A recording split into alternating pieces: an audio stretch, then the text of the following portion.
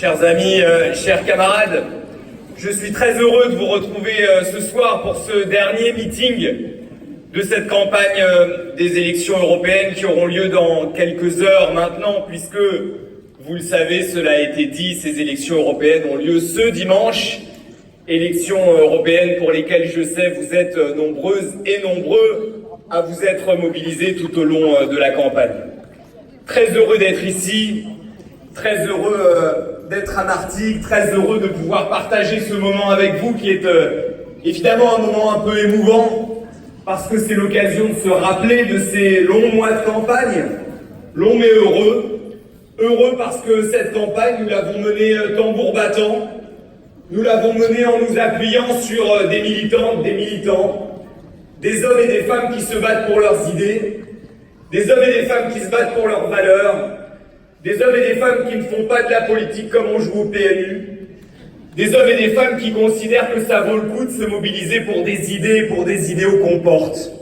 Et je trouve que dans un contexte où on nous explique parfois que la politique se résume à la politique politicienne, où on nous explique que la politique se résume au choc entre des ambitions personnelles, ce militantisme-là, ce don de soi, ce désintéressement, tout cela nous grandit.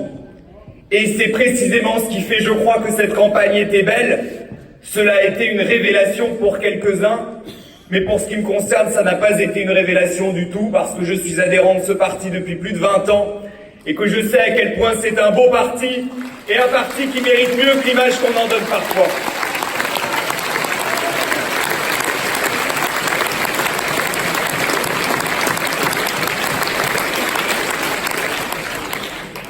Je vais en profiter pour parler quand même un peu, puisque j'ai le droit de parler jusqu'à minuit. Je ne vais pas parler jusqu'à minuit, mais je vais en profiter un peu quand même.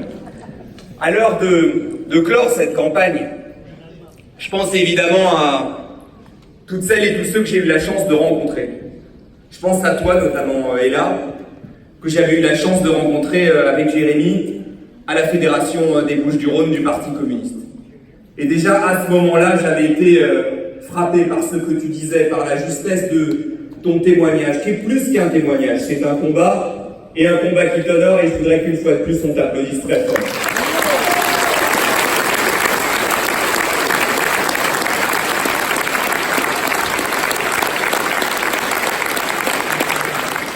Je pense à toutes ces rencontres, je pense aux salariés de Fralib que j'ai eu la chance de rencontrer à Gémenos et qui m'ont dit à quel point leur combat avait été difficile, mais leur témoignage, c'est aussi la preuve que des combats difficiles peuvent aussi être couronnés de très belles victoires.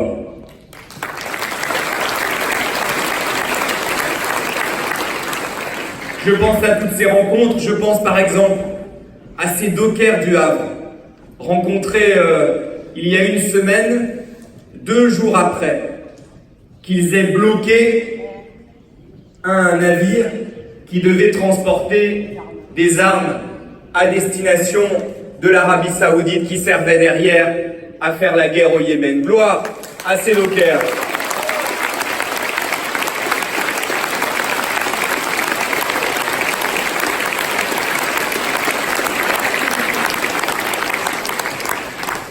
Je pense aussi à ces salariés d'une entreprise à Allonnes dans la Sarthe, une entreprise qui s'appelle Connectivity. Ce sont des salariés qui fabriquent des connecteurs pour l'industrie ferroviaire. Et leur patron leur a dit récemment 2 choses. La première chose qu'il leur a dite, c'est « Votre usine, elle va être délocalisée en Pologne ». Et puis il a ajouté « Non seulement votre entreprise va être délocalisée en Pologne parce que le travailleur polonais est moins cher que vous, mais en plus de cela, vous allez former les travailleurs polonais qui vont vous remplacer. » Voilà le degré de cruauté, le degré de cynisme auquel on en arrive avec ces logiques capitalistes, avec ces logiques libérales qui consistent à tout sacrifier sur l'autel du profit, qui consistent à considérer que l'humain, au fond, n'a aucune espèce de valeur, que les seules valeurs qui comptent, ce sont les valeurs boursières. Voilà en tout cas ces quelques rencontres dont je voulais vous parler. Et à la lumière de ces quelques rencontres, de toutes ces rencontres que j'ai faites pendant cette campagne, j'ai plus que jamais la conviction que notre peuple en France, nos peuples européens, méritent tellement mieux que ce que certains essayent de leur préparer. On essaye de nous faire croire, à quelques heures de ces élections européennes, que le seul choix, ce serait un choix entre l'extrême droite d'un côté et les libéraux d'un autre. On nous explique que le seul choix, ce serait un choix entre Emmanuel Macron et Madame Le Pen. Ce serait un choix entre les libéraux et les fachos. Enfin, regardez-les. Ils font tout pour mettre en scène cet affrontement. Ça fait des mois maintenant qu'on a droit à ce numéro de duettiste entre Madame Loiseau et Monsieur Bardella. C'est Sto Deschardenne.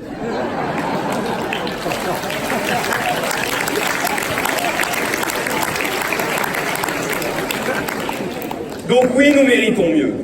Encore que Sto Deschardenne n'ait fait de mal à personne. Nous méritons mieux.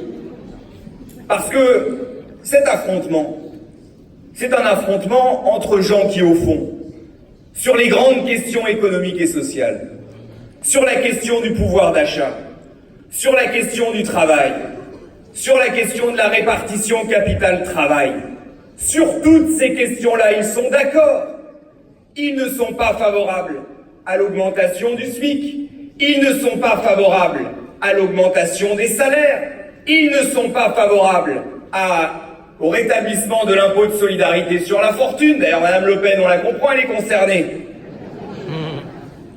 Donc ils sont d'accord sur tout. Et on voudrait nous faire croire que tout le débat politique en France et en Europe devrait tourner autour d'eux. Eh bien, j'ai envie de dire une chose. Non, nous ne sommes pas condamnés à choisir entre les libéraux et les fachos. Et tout notre travail d'ici le 26 mai, parce qu'il nous reste encore 2 jours, c'est de faire en sorte que le paysage politique français et européen ne soit pas kidnappé par ces 2 forces politiques-là. C'est de dire que dans notre pays et dans notre continent, il y a une gauche qui n'a pas renoncé à ses valeurs, une gauche qui n'a pas renoncé à ses combats, une gauche qui n'a pas renoncé à défendre l'accueil des migrants, une gauche qui n'a pas renoncé à l'augmentation des salaires, une gauche qui n'a pas renoncé à s'attaquer aux privilèges des actionnaires. Cette gauche-là, elle existe, montrons-le le 26 mai prochain.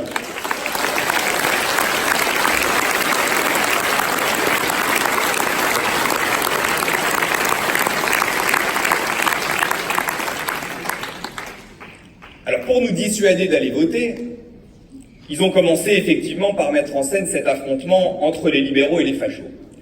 Ils sont aussi allés inventer autre chose. L'autre jour, j'écoutais la ministre des Solidarités, bien mal nommée d'ailleurs, parce qu'on se demande bien ce qu'elle a de solidaire. C'est plutôt un croque-mort, à chaque fois qu'elle se rend dans une maternité, c'est pour annoncer qu'elle ferme.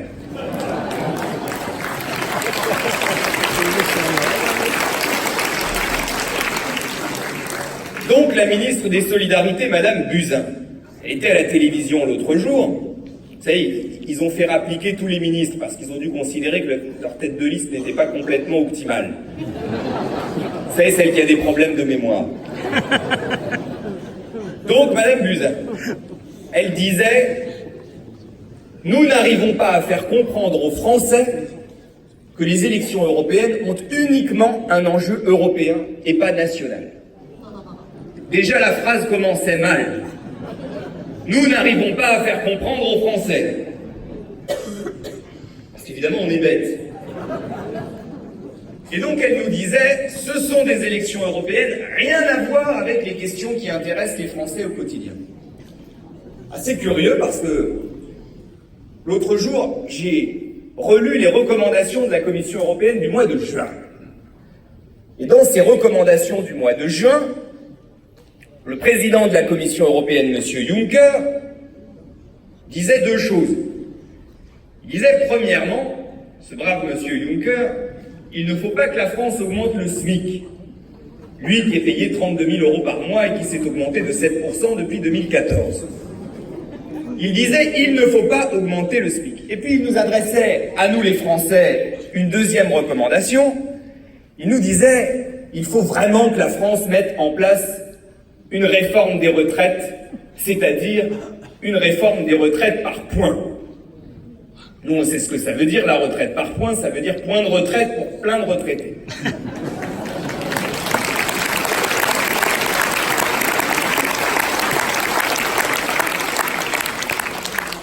Donc ça, c'est l'Union européenne. Et qu'est-ce qui s'est passé concrètement en France? Le président de la République a décidé de ne pas augmenter le SMIC, et le président de la République nous annonce pour après les élections européennes une réforme des retraites par points. Donc qu'est-ce que ça veut dire? Ça veut dire qu'il n'y a pas d'un côté les politiques européennes et de l'autre les politiques françaises. Ça veut dire que ce sont les mêmes politiques libérales qui nous pourrissent la vie et qui sont appliquées à Paris comme à Bruxelles, en France comme en Europe, et ce sont celles-là qu'il faut sanctionner le 26 mai prochain.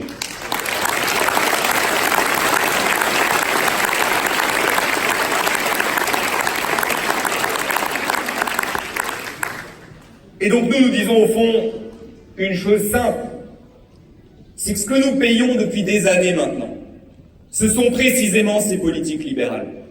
Ce sont ces politiques qui s'inscrivent dans le droit fil de ces traités européens, ces traités de Maastricht 1992, ce traité constitutionnel européen de 2005 qui nous assène deux dogmes ultralibéraux. Le premier dogme, c'est l'austérité, la règle des 3% de déficit public, au nom de laquelle on saccage nos services publics les uns après les autres, les hôpitaux, les maternités, les écoles, les lignes de chemin de fer, tous ces services publics que nous avons vus disparaître dans nos villes et dans nos villages depuis maintenant des années.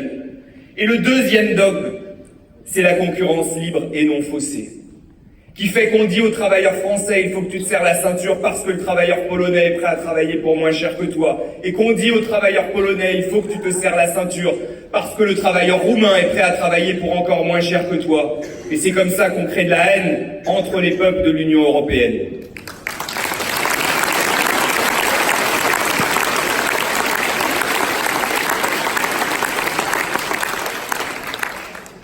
Et alors même que ces traités européens disent cela, on a maintenant, à quelques jours de ces élections européennes, des tas de gens qui ont pourtant voté, soutenu, défendu ces traités européens et qui se découvrent subitement une conscience sociale. Le président de la République, encore ce soir, disait « Il faut sauver l'Europe parce que l'Europe nous protège ». Je vois pas bien de quoi elle nous protège à part du bonheur.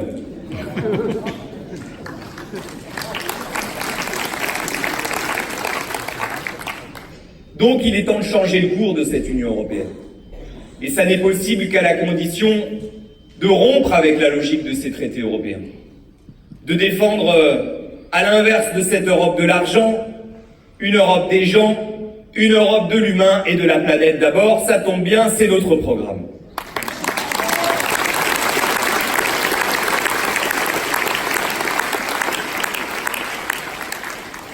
L'Europe de l'humain d'abord. C'est une Europe qui ne s'habitue pas au fait qu'on est au sein de l'Union européenne aujourd'hui 10% de travailleurs pauvres, 87 millions de pauvres à l'intérieur de l'Union européenne, 10 millions de pauvres en plus qu'il y a 10 ans. Voilà la réalité concrète de ces politiques libérales inhumaines qui ont été menées depuis maintenant de trop nombreuses années. Voilà la conséquence directe de ces traités européens. D'ailleurs, regardez, depuis 2011, l'Union européenne a lancé 24 procédures pour déficit excessif contre des États de l'Union européenne.